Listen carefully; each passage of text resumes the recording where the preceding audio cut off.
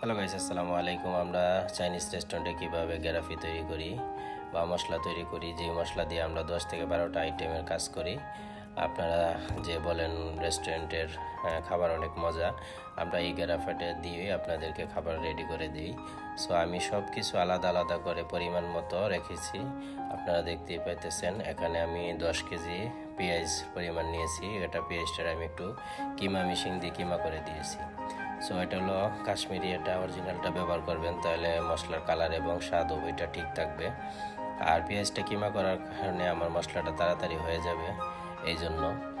So আমি যা যা দিব এখন সবগুলো আপনাদেরকে ভিডিওতে দেখাইছি। এখন আমি পরিমাণ মতো যা যা সব কিছু দিয়ে দিতেছি, কারণ পেঁয়াজটা সিদ্ধ হয়ে গেছে। আদা বাটা, রসুন বাটা এগুলা দিয়ে দিছি পরিমাণ মতো, আমি আগেই মেপে রাখছি। এখানে আমি কিছু কিছু আইটেম অ্যাড করছি, যেমন পেঁপেটা সিদ্ধ দিয়ে ঠান্ডা করে আমি ব্লেন্ডার করে নিয়েছি। তাতে গ্যারাফিটা অনেক টেস্টি হবে এবং গাঢ় হবে। খুব সুন্দর একটা দেখতে খুব সুন্দর লাগবে, সেই জন্য।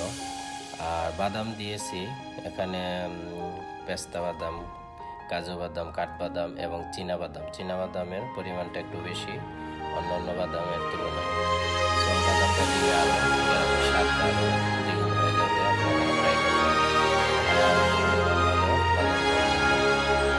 সো আমরা চাইনিজ রেস্টুরেন্টে দশ থেকে 12টা আইটেমের কাজ করি। বিরিয়ানি থেকে ধরে মশলা ধরে যত ধরনের গ্যারাফির কাজ সবগুলো আমরা এই গ্যারাফিটা দিয়ে করি। আপনারা বাসায় ট্রাই করতে পারেন।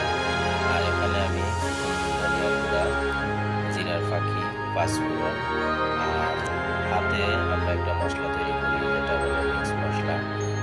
15-16টা আইটেম একসাথে করে, এই যে এটা হলো মিক্স মশলা, এটা আমরা নিজেরা তৈরি করি।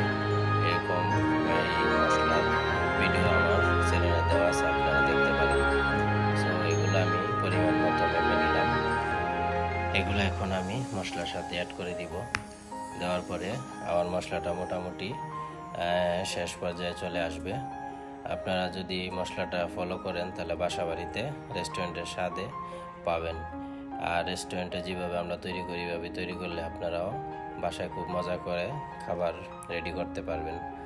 সো আপনারা আমার ভিডিওটা দেখবেন, ট্রাই করবেন বাসায়।